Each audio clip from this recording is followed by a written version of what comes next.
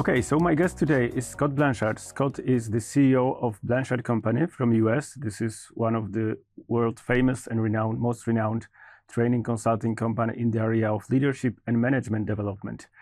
We've been partners with Blanchard for over 20 years. And Scott, it's a pleasure to have you here. Thank you for agreeing for this interview. And my first question is, could you start by sharing a little bit about you yourself, your journey? Sure. Well, first of all, I'm so excited to be here with you in Poland. And for the partnership for all these years. I'm the second generation leader of the Blanchard Company that my parents started in 1979. So the company started when I was in high school. So it's been part of my blood ever since I was small. And my journey was really working with customers in the beginning. And so I spent a lot of time training and traveling and, as a road warrior, for many years. But I also had it was always worries that are part of my journey. And I've always had worries about things that are happening, like the internet and how that was going to affect our world, e-learning, how that was going to affect our world and how everything was going to affect. So I spent a lot of time on the product side and with the customers in our business. And along the way, I've run large parts of our business. And then 5 years ago, I was asked by my family to take over the president role. And then I've become, CEO just this year. And so it's been a great opportunity for me to test all the things that I've been teaching my clients over the years and see if they're valid.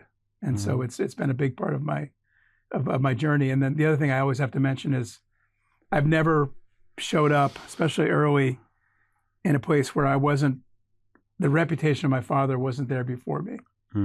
So the son of the 1 minute manager was always the kind of the nickname. And so, I've worked for and with, a great man. And so a big part of my life has been, how do I live beyond, his shadow? So it's been a big part of life, but I feel honored to be in my current role. How would you describe your role today as CEO of the company, and what key experiences shaped your today?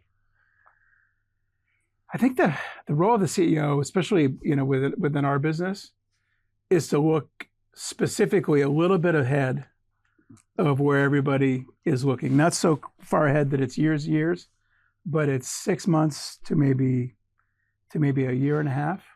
Stay very carefully, attuned to what our clients are seeing and what's working and what's changing, and how do we need to change given the way the world has changed, which has been so much, especially in the last 5 years. And how has the job of the manager become more difficult or harder, more challenging? So in your view, how would you describe leadership in today's business world? What is leadership?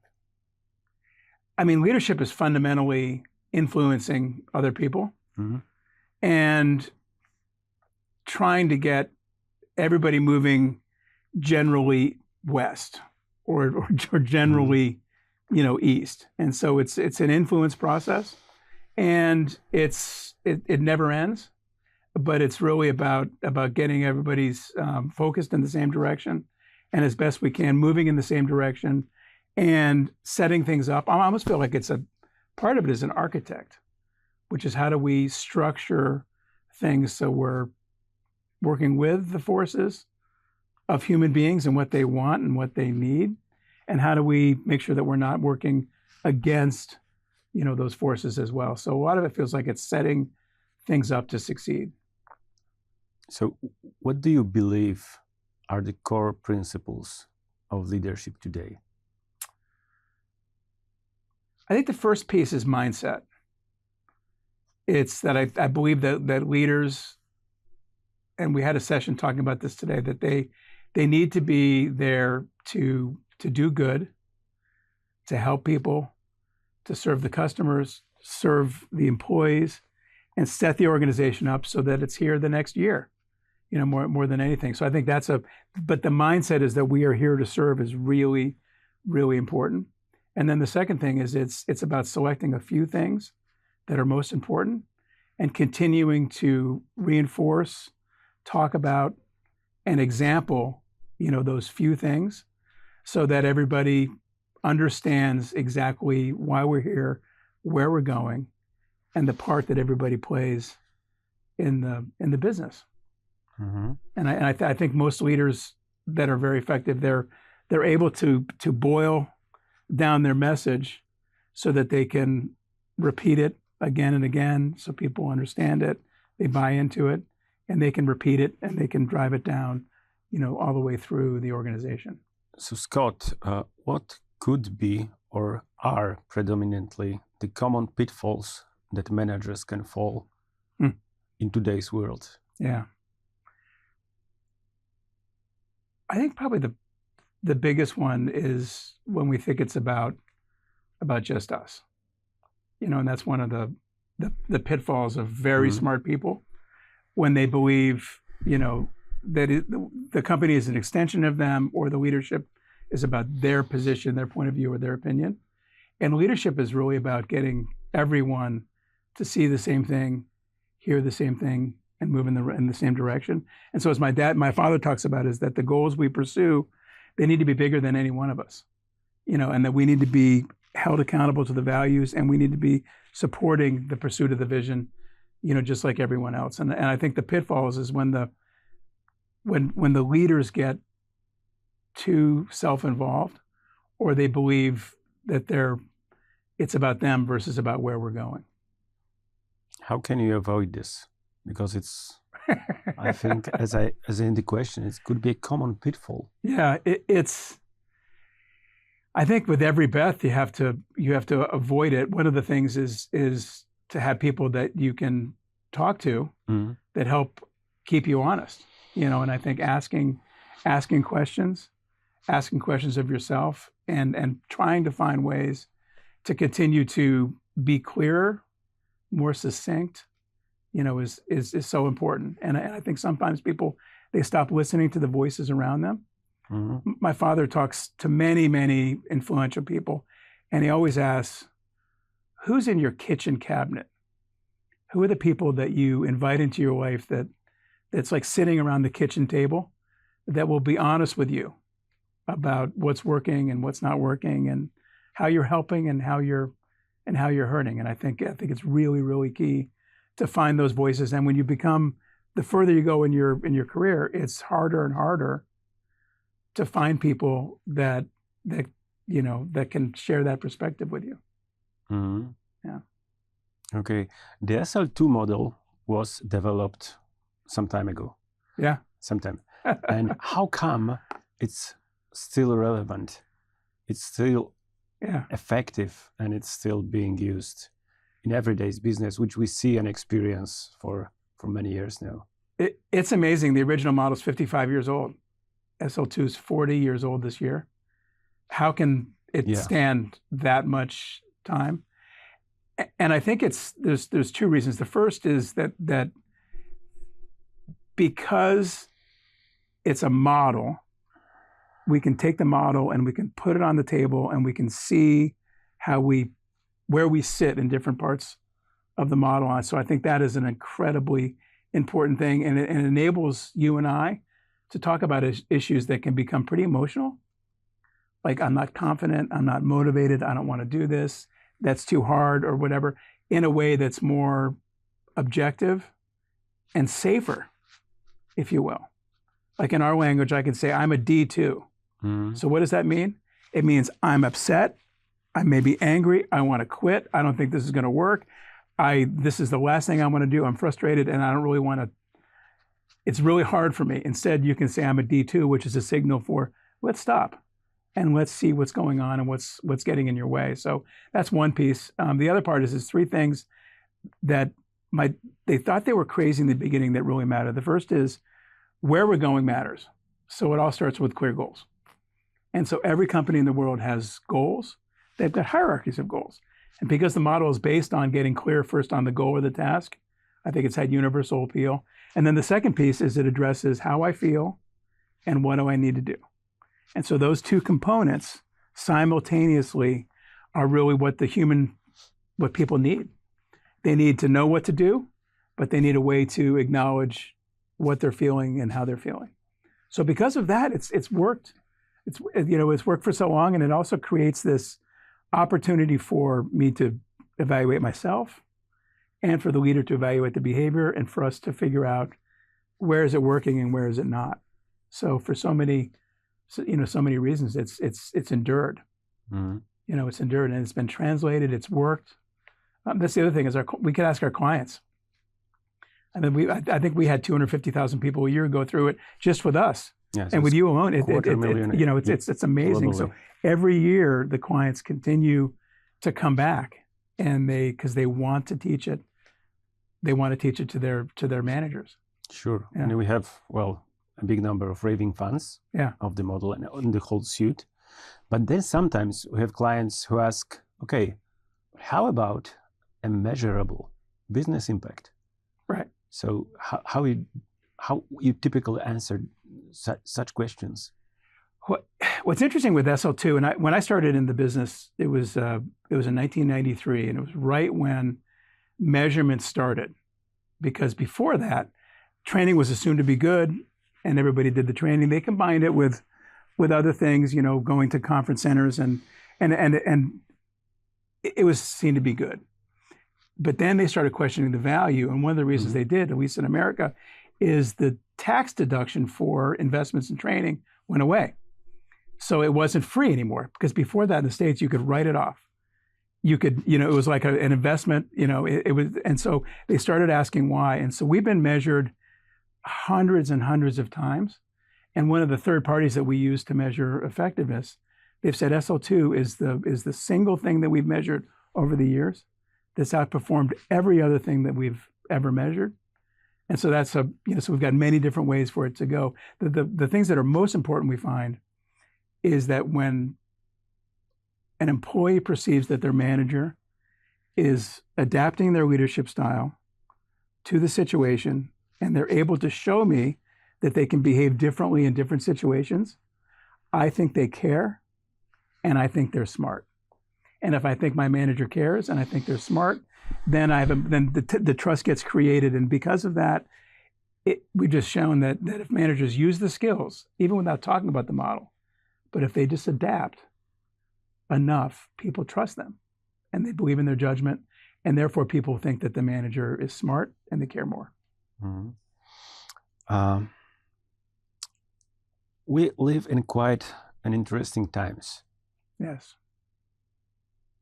As in the Chinese proverb. And it's, I think, both for the US, the whole world, Poland, not only the business-wise, but generally taking into account politics, society, technology, and other changes. Sometimes I have a feeling that today could be more difficult to run business and to be a manager, because you have so many contradictory expectations, right? Not only from your boss, but from your employees, from media, social media, books. Everywhere you turn. Everywhere you turn, there are some rules or expectations or good advice that the world gives you on how to be a better person, a better manager. But from your experience, and from, as you mentioned, 250,000 people go through the program every year, can you identify any top priorities for a leader to focus on? If you were to give me an advice, what would it be? It's funny, like 7 or 8 years ago, I would have had 4 things. But it's become so clear through not only our research, but the research in leadership, which is happening, all the time, is the most important thing that leaders need to do is they need to create a feeling of trust from their people that they have their back, as we say in America, or that they're there, they mean them no harm, and their manager is there to help them succeed and win. And so the managers need to realize that's the number one thing. And so I think as organizations, we need to let our managers know that their number one job is to provide trust from the people that they are entrusted, to manage. And I think it requires a shift from the past where my job is to grade you, or my job is to get you to perform as well as you can. Because what we found is without the trust, then the managers are unable to unlock the potential in every person, because the potential that we really want from people, it comes from them feeling safe, physically, emotionally, and it comes from them also feeling seen and valued, and it also comes from them doing good things. And what the research shows is that there's a lot of different factors, but my connection to my direct supervisor is the number one indicator that provides me with that experience in an organization of being safe, of feeling valued, and actually doing useful things.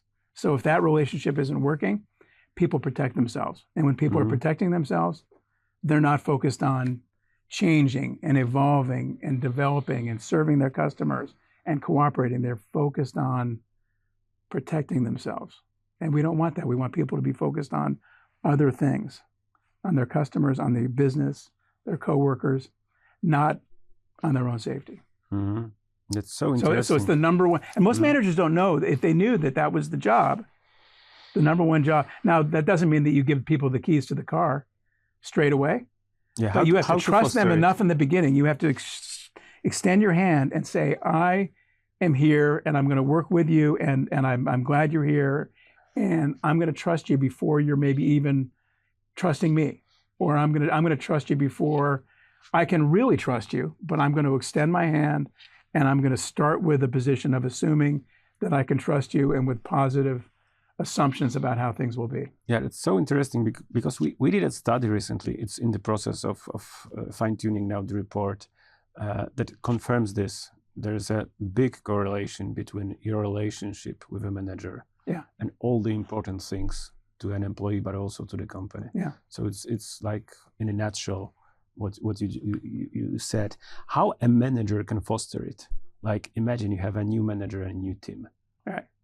There could be no trust at the beginning if there are new people, for example. What advice would you give to a new manager? I mean, I think the thing for the new manager is they need to, one of the ways to build trust is to say, I'm a new manager and I know what I know, and I've got a new job, and we're a new team, and we don't know each other well enough yet, but I'm going to start with trusting that we're going to be, the right team, and to put it on the table, a little bit. And the second thing is for them to, to learn skills. And then the third piece, and I love my father when he says this, at least do no harm. That's the other piece, is because it is so clear that if I work for a manager and they don't trust me, or I feel like it can ruin my dinner conversation because I take it home to my family, it can cause undue stress, it inhibits creativity. A bad boss can actually make a person physically sick because of the stress that it puts. Because if I have a bad relationship with my boss and I have to have this job, that means that I have to endure this relationship. So it's on the toxic or the bad side, a bad manager can do tremendous damage, not only to each employee, but to that entire team, if they don't know what they're doing, if they're not prepared to understand how to lead people well. Which leads me to a question, why it's important to do managerial leadership development.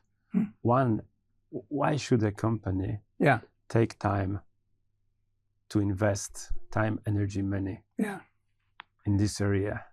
I mean, there's so many answers, but the most important one is why would you think that you could get away with not doing it? Because the average manager has maybe 10 people working for them, right? And the health and the welfare and the productivity of those 10 people is dependent on the quality of that manager's leadership. And if you want that manager to be working in concert with what the CEO wants all the way down, the managers have to be working together in the same direction. And so we can't put somebody unprepared into those positions. So the best firms, they make sure that we do not put unprepared people in charge of our employees because of the damage that can happen, but also because we need them to work together. I mean, a question is, with your kids, would you pull somebody off the street and ask them to babysit your kids? No. no chance, right? Would anybody ever do that? It would be crazy. But why would you actually have a manager who doesn't know how to manage actually lead 8 or 10 people? There's a research study we did when we created our first line manager program. It came out of Harvard. And what it found is in the first 2 years, when somebody's a manager, 67% of the time, they fail to achieve what they wanted to achieve, and the organization is disappointed as well. So about 70% of the time, it doesn't work out very well. They also found out that the habits that leaders develop in their first 2 years, they become permanent. And if they're good habits, they serve as a foundation for their career. But if they're bad habits, the bad habits hobble them. They literally hold them back from their success until they can break those bad habits. But yet most managers don't receive training until they're 6 or 7 years into management. And so what we believe is that the training should start before somebody is assigned a leadership job, or right in the beginning, because if they're not prepared, they can do a lot of damage. And if they are prepared, they can do a lot of good. But it's also about their career. Mm-hmm. Yeah. I don't think there's any way in my mind that any CFO or CEO can justify putting in a whole team of unprepared managers in front of their employees and expecting good things are going to happen. Because what will end up happening is you're going to suboptimize the investment that we're making in the paying of the people, and the salaries and the benefits, and the incredible cost of hanging on to an employee. We're going to throw that away by putting an underprepared manager in front of those people. So to me, it's like it's the most important thing. The first line and the second line of leadership is the linchpin of success in every organization. It's like the yeah. So now I have some questions about the trends. Yeah. Because you are probably one of the one of the few best people in the world to ask about leadership trends, not only because of the Blanchard industry, but you are present in more than 80 countries. Yeah. Either direct or by licenses, like that's right, yeah. licensors like House of Skills. So more or less, you cover the whole globe. Do you see more similarities or more differences? And if so, what are the differences in the leadership approach around the world? Taking aside the nature of the culture, that it's more or less obvious. The thing about leadership is it's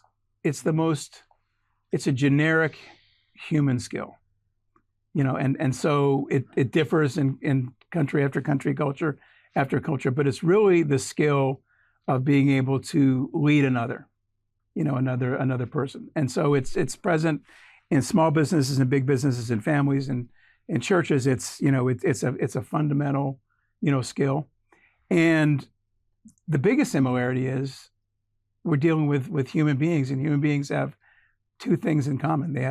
We have thoughts, we think about things, and we have feelings, which is like in the research, it's called like a physiological disturbance. But what human beings do is we take our thoughts and our feelings together and we reach conclusions. And it's what makes us different from mammals that don't have language. And we apply language. And so the language matters because what we think and what we feel turns into what we say. And around the world, people say two different things about the people that lead them. They're smart or they're not smart. And they say it in different ways. They care or they don't care. And around the world, the best leaders are the ones that are perceived as smart because they help everybody get better, but they also demonstrate through their care. So I think it's the common thing. We're all human beings. Everywhere I go, we run Sunday at the zoo. People are walking about with their family, with their little kids. Some of them is a grandmother. They're living their lives. They have a job during the week. They want to have peace and prosperity for their family. They want to have a good job. Around everywhere I go, people want, very, very similar things. And leadership in every culture is about helping them win at work. And so I think it's as universal as being a good husband or a wife, or being a good father or mother, or a good grandfather or grandmother. It's a fundamental role of influence that I think is a sacred role because you take on responsibility for other people. Okay, what emerging trends do you see are influencing the fields of leadership? Yeah. And if there are any, but we had like pandemic a few years ago. I mean, one of the big trends there's two. One is this field is being researched as extensively as just about any other field. And so one of the trends that we're seeing is that there's a lot of information, but we're finding out things that work and things that don't work. And so when before it was an opinion, now there's studies after study that show that certain things make sense, and certain things don't. So I think it's become much more of a fact-based or research-supported, field on the one hand. And on the other hand, the chaos and the change that we've seen in the world due to the internet making the world so much smaller, the information due to COVID, which changed people having to show up to work. It changed, certainly in the US predominantly, it changed the balance between the employees and the management, and people going at home and working on Zoom and social media and the 15-minute or 2-minute news cycle. Everything has created it's made the world more instant and smaller. And I think as a result, it makes it even harder for managers to sometimes manage, because I think many managers are scared to death of showing up in TikTok or Instagram with something that they've said or something that they've done at work, or for them to end up in HR with a lawsuit or end up in the newspaper or whatever. I think managers themselves are fearful of getting it wrong, and they're not sure how to get it right as well. So there's a lot of chaos, happening, right now, and a lot of people that are a bit confused. So it's a confusing time, and we keep getting the question. So like, what's new? What's changed? The more confusing things get, the more we have to boil it down to the basics. And so I think the basics are still really true. Leadership is about going somewhere. It's not about sitting still, and it's about leading myself and others in that direction. And along the way, I need to get people to be aligned in their thinking, and we need to take care for how people are feeling, so we can build trust, we can build camaraderie, and we can go someplace, together. So it's a fascinating time, I think, to be in this world of leadership now.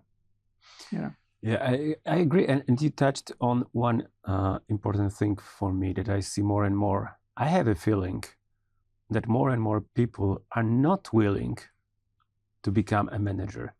They prefer to go the expert's path. Yeah.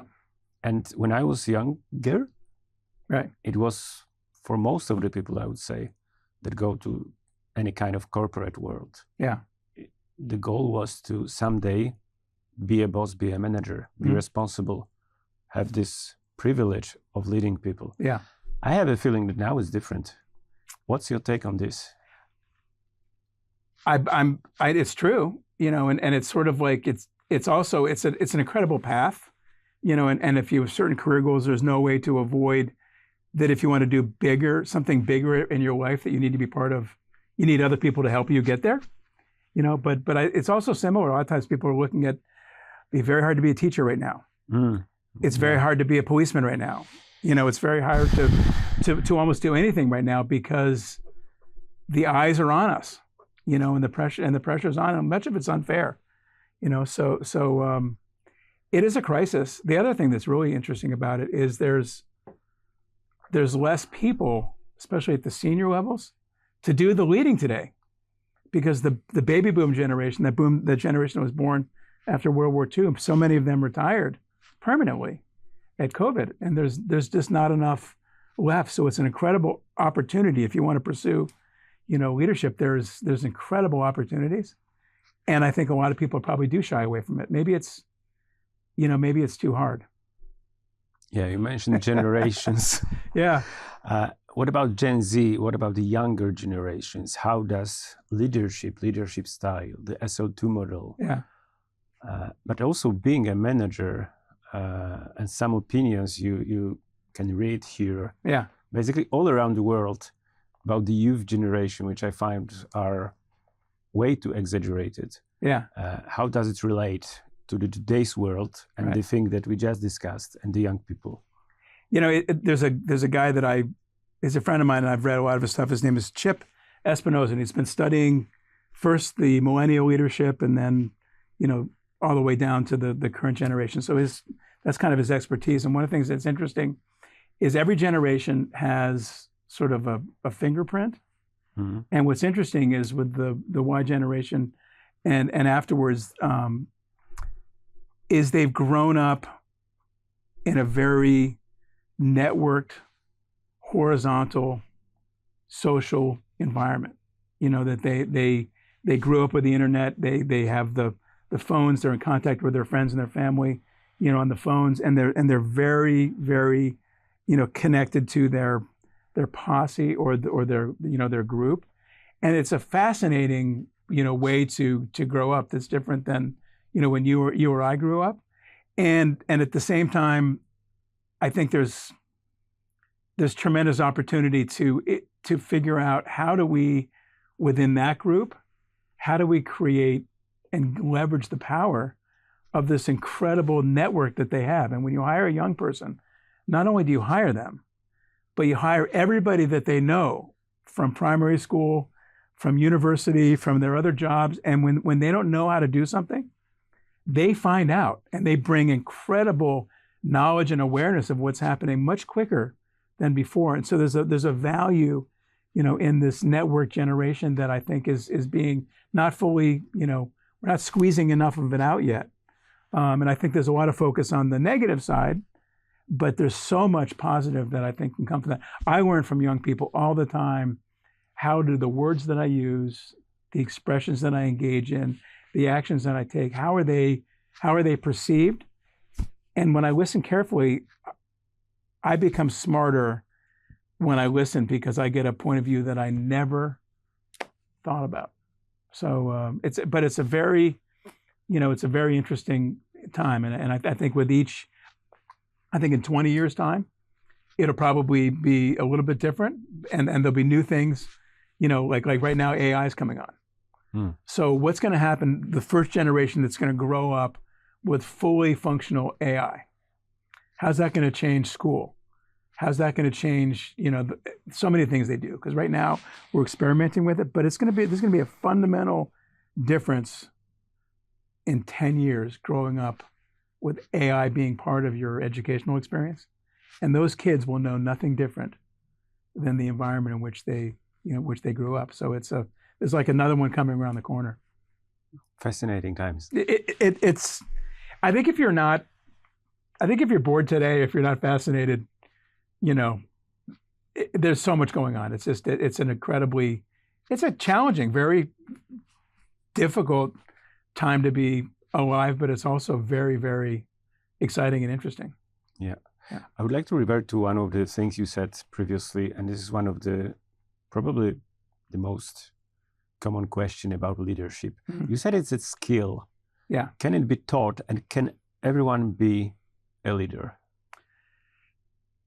Or no. Are you born? Yeah, you know, it's funny. The question we've been asked over the years, I feel like it is a skill, and I think people can learn the skills, but it's also a mindset.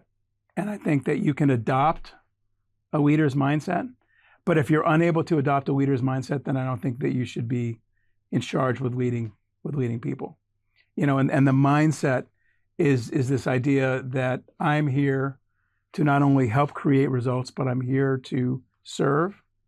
I'm here to give people a really positive work experience. I'm here to do no harm, and I'm here to help organize and coordinate, you know, what we're doing. And if you can't realize or you can't own the idea that I'm here, you know, to serve versus I'm here to serve myself. If you can't adopt that mindset, I think it makes it very, very, you know, very hard to be effective. And at some point, that mindset will stop working and your career will come to an end anyway. Right. So, but I think the mindset is really important. So, and I do feel like some people, they shouldn't be parents. Mm-hmm. Some people should not own dogs, and some people shouldn't manage. And there's a lot of people that are born to it, but there's a lot of people in the middle that happen to wake up one day and they're a manager. And those are the people that I think they can adopt that mindset and they can learn the skills. Yeah. So about skills development. So we see working with our clients in Poland and Europe as House of Skills that developing people looks a little bit different than it used to be. And from our point of view, the way we do work now makes much more sense than it used to be. Right. So it's more about learning journeys, about complex programs that are aimed at change some valuable attitudes and behaviors that then influence the business results. Right. So what's your opinion on and not only opinion, but experience from your point of view, how what Blanchard is doing in the US and around the world has changed over the last years? Well, when I started in the business, it was very much, event-based. And so you would get managers together and you would go train them. And this is the way that learning happened. You would pull people together and we would train them, and it worked quite nicely, but it also, it wasn't perfect because you go do something for a couple of days and then you go back to your job and what do you remember, right? And so over time, what's happened it's become very clear is developing yourself as a leader is a lifelong journey, and we're much better off creating experiences that you've heard the term that the training works within the flow of how we work. And so I would prefer to have people learn a new idea a month for 3 years than have them go through three-day classes, because when you really gain an insight or you spend a month thinking about an idea, then it actually can get in and has a chance to change your neural pathways, the way you actually think. And as they've been studying, in the research, it's called an insight or a distinction. Like I'll give you an SL2 one. Like when people go through SL2, when you realize you and I development level is task specific. So as a manager, there's 6 or 7 things we could be talking about. I need to have a different conversation with you about all 6, and I can't talk about all 6 at once. So when people get that, it changes the way that they think forever. You generally can't go back to, you can forget it, but then it comes back. Like it becomes seared in your brain. And so I think what's happening now is we're spreading things out more effectively. And I don't have it in my hand, but we're also operating in this mobile forward world, this digital world, and we're operating in a way that it's more continuous over time. Even if we do a big event, we're still wanting to reinforce it over time, because I want people to be continuing to learn about a leader from the first day they get their first assignment all the way up until they maybe become a CEO. I think growing as a leader is as important as anything every year. You just keep layering it on, keep getting better and better and better over time. It's not just an event. Yeah, not just a point, or more a process. I also think a lot of managers don't think about themselves as professionals. And what I believe is if you're responsible for somebody, that their performance is under your care, you are a professional manager. And if you're a professional manager, then you should work on your capabilities as a profession. If you have a doctor, they're a doctor. They will, we hope, and we demand that they continue to work on evolving their knowledge and skill in their discipline. The same with an attorney, the same with a financial planner or an accountant. In any field, people work on their profession. And I think a lot of people don't really realize that when you're managing people, you're being paid to be a manager, so you're a professional. And as a result, you and the organization need to invest in you growing your professional capability every single year. Okay, Scott, could you tell us more about Blanchard itself, the company? So how you operate in US, around the world? Sure. How the company looks like? So we have just under 300 people. So we're relatively a small business, but with a pretty big footprint, because we have partners, and I think we have 38 or 39 international partners that cover, as you said, like 75 or 80 countries. And we also have a direct, presence operated in the States. And we have about 50 people that are out there working with our clients, salespeople and everybody. So we have this direct model, but then we've got a really large indirect model because we started this about 30 years ago, 35 years ago, I think. There's a thirst for leadership models that work around the world, and we've got some pretty good stuff. But the most important thing is that it can be brought into local languages and local cultures and a local context by our local partners. And so we're very big in that we have many people around the world, but we're relatively, small, as a company. It's second generation private company. It's owned, by my uncle, my mother, my father, my sister, myself, and my wife.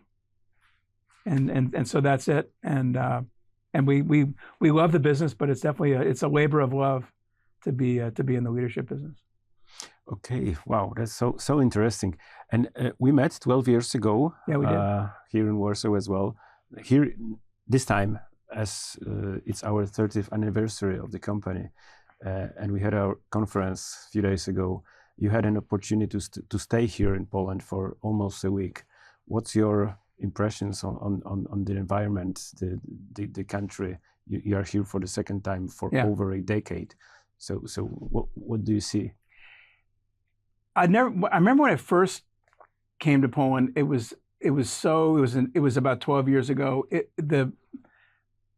The energy around growing and entrepreneurialism and like building, the economy and the business in Poland was just, it was so attractive. There was so much interest in, yes, we can. We're going like in that direction, and I feel the spirit here in Warsaw. I feel the spirit in the Polish people of we are building, we are going one step at a time. We're growing as a country, and I love, I love that. I'm also now feeling it's tricky.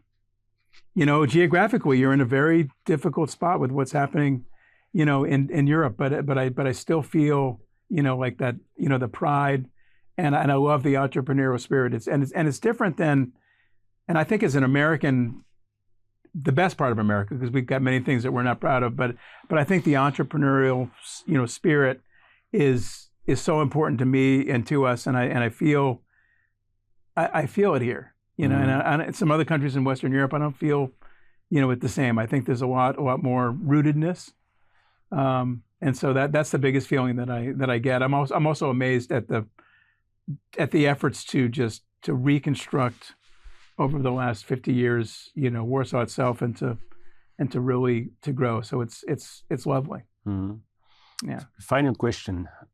Your bet on the future. We talked about many things. We also touched on some turmoils, changes, distractions, contradictions we are living in.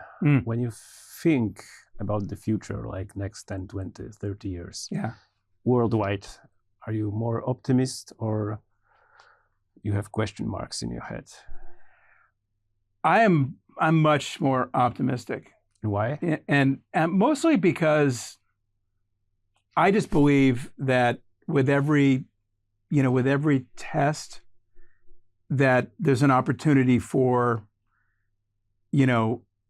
us as a planet to find a way to sort of, to get better.